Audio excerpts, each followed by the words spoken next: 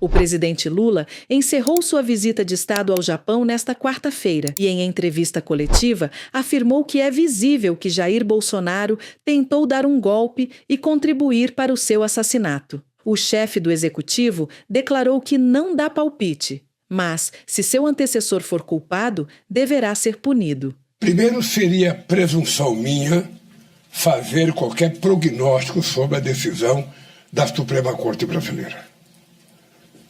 Eu acho que o que é correto é que a Suprema Corte está se baseando e se manifestando nos autos do processo, depois de meses e meses de investigação, muito bem feita pela Polícia Federal, muito bem feita pelo Ministério Público e com muita delação de gente importante que está acusando o que tentou acontecer no Brasil. É visível que o ex-presidente tentou dar um golpe no país, é visível por todas as provas que ele tentou contribuir para o meu assassinato, para o assassinato do vice-presidente, para o assassinato do ex-presidente da Justiça Eleitoral Brasileira. E todo mundo sabe o que aconteceu nesse país. Lula ironizou o pedido de anistia de Jair Bolsonaro e aliados. Ao invés de chorar, caia na realidade e saiba que você cometeu um atentado contra a soberania desse país, afirmou o petista. Ele ficar fazendo bravata, dizendo que está sendo perseguido. Ele sabe o que ele cometeu. Só ele sabe. Só ele sabe o que ele fez. E ele sabe que não foi correto. E não adianta ficar pedindo anistia antes do julgamento. Quando ele pede anistia antes do julgamento, significa que ele está dizendo que foi culpado. Ele deveria provar a inocência dele, porque ele não precisava pedir anistia. Prova que é inocente e vai ficar livre e acabou. Agora, como ele não tem como provar que ele é inocente, como ele não tem como provar que ele não tentou dar golpe, ele fica tentando fazer provocação ainda na sociedade brasileira. Eu só espero que a justiça faça justiça. Se, nos autos do processo, ele for inocente, que seja inocentado. Se ele for culpado, que seja punido. Eu, inclusive, defendo que ele tenha a presunção de inocência que eu não tive. Quando ele fala que quer proibir ele de disputar a eleição, é importante lembrar que eu fui proibido de disputar as eleições em 2018. É importante ele lembrar.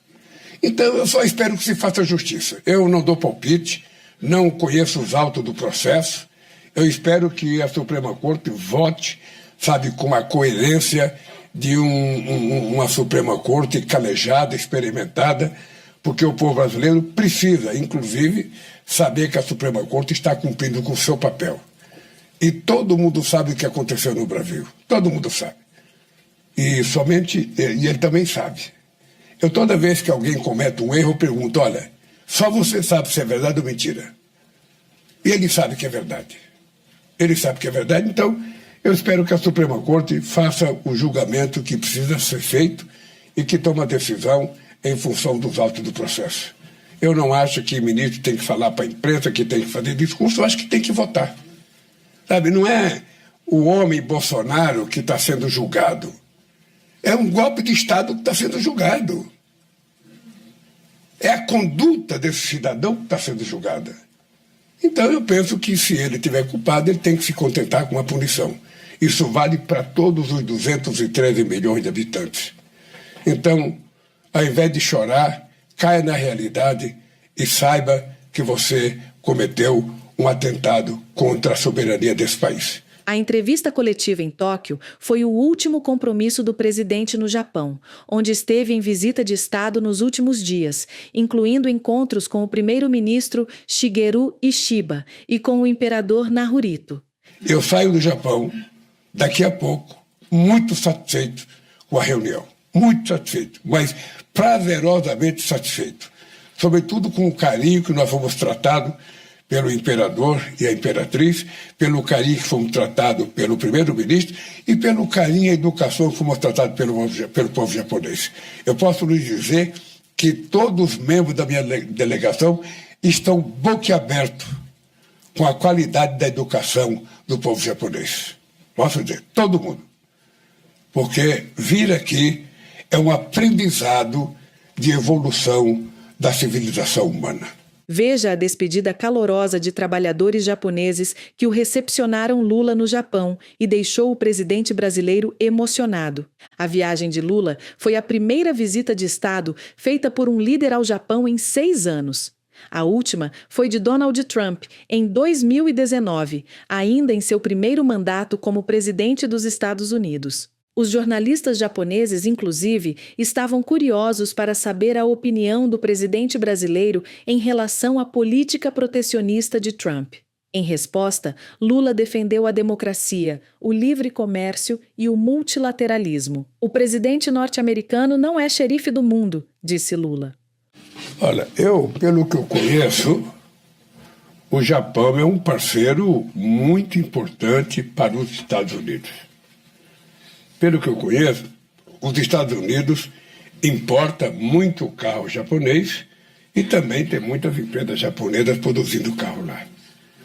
Sinceramente, eu não sei qual é o benefício de você aumentar em 25% os carros comprados do Japão. Ou seja, a única coisa que eu sei é que vai ficar mais caro para o povo americano comprar. É a única coisa que eu sei. E esse mais caro pode resultar no aumento da inflação. E esse aumento da inflação significa aumento de juros. O aumento de juros significa contenção da economia.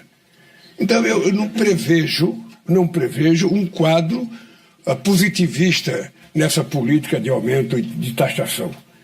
Eu acho que seria muito melhor, discutir uma política de preço que fosse justa para quem vende, justa para quem compra, para os dois países. E eu, sinceramente, estou muito preocupado com o comportamento do governo americano, com essa taxação de todos os produtos de todos os países, E estou preocupado porque, no fundo, o livre comércio é que está sendo prejudicado. Estou preocupado porque o multilateralismo está sendo derrotado. Estou preocupado porque o presidente americano não é xerife do mundo. Ele é apenas presidente dos Estados Unidos. Então é importante que, ao invés de tomar medidas unilateral, que ele pudesse conversar com os governadores de outros países, com os presidentes, com os políticos de outros países, para tomar suas decisões. Eu não sei o que o Japão vai fazer.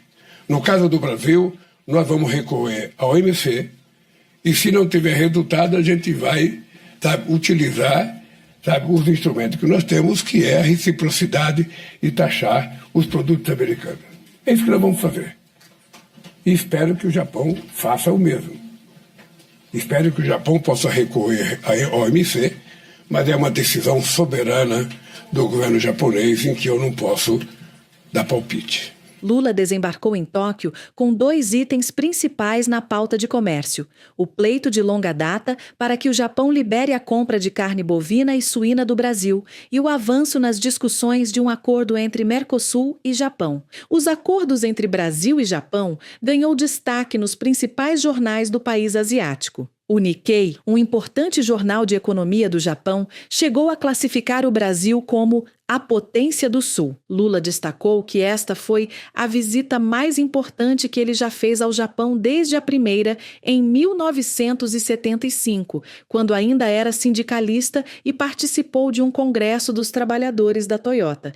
A visita mais importante que eu fiz ao Japão, das 5 visitas que eu já fiz ao Japão. A primeira dela em 1975, para participar de um congresso dos trabalhadores da Toyota. E essa visita foi importante porque nós temos uma relação histórica com o Japão. Nós estamos completando 130 anos de relação diplomática e nós temos um problema a resolver com os companheiros do Japão, porque em 2011 nós tínhamos um fluxo comercial da ordem de 17 bilhões de dólares e esse fluxo caiu para 11 bilhões de dólares. Então nós queremos saber aonde é que foi, o desaparecimento desses 6 bilhões de dólares, porque a economia do Japão é muito forte, a do Brasil tem crescido e nós achamos que é preciso retomar uma relação comercial muito forte com o Japão, porque nós não queremos vender apenas carne, nós queremos vender e comprar. Nós queremos que as indústrias brasileiras estejam no Brasil produzindo etanol, produzindo biodiesel, produzindo hidrogênio verde, produzindo carro híbrido com tecnologia avançada, para que a gente possa contribuir com a descarbonização do planeta Terra. No ano em que as duas nações celebram 130 anos de relações diplomáticas, o presidente brasileiro destacou também que é preciso atuar no fortalecimento da democracia, do multilateralismo e em busca de reformas no Conselho de Segurança da ONU. Bem, essa reunião, essa visita ao Japão, ela tem como objetivo, primeiro, estreitar a relação com o Japão no momento em que a democracia corre muito risco no mundo, em que setores de extrema-direita negacionistas têm ganhado corpo em várias partes do planeta Terra. Ela foi importante porque nós temos que vencer o protecionismo e fazer com que o livre comércio possa crescer para que a gente possa vender e comprar mais de um parceiro importante como o Japão. Ela foi muito importante porque nós queremos, discutir mudança na governança mundial, sobretudo mudança no Conselho de Segurança da ONU, para que a gente tenha, no século XXI, uma representação mais forte da geopolítica mundial.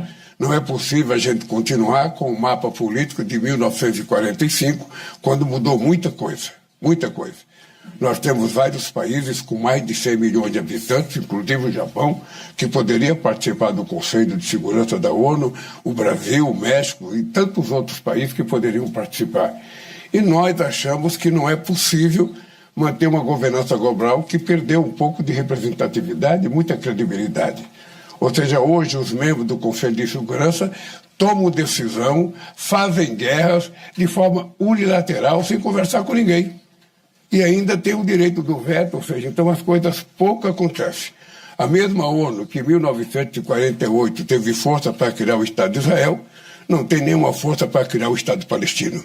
E é por isso que nós queremos mudar a representação para que a gente tenha mais incidência nas decisões globais, porque quando a gente discute a questão climática, é importante saber que as pessoas têm que cumprir as decisões e é preciso ter alguém que possa cuidar do cumprimento das decisões. Se a gente faz uma COP e a gente toma decisão, e essa decisão depende do Estado Nacional para ela ser executada, ninguém vai executar coisa nenhuma. O protocolo de Kyoto não foi cumprido, o Acordo de Paris está sendo desrespeitado, o que nós decidimos em Copenhague em 2009, de que os países ricos iriam contribuir com 100 bilhões de dólares anuais para que a gente pudesse preservar as florestas, não aconteceu.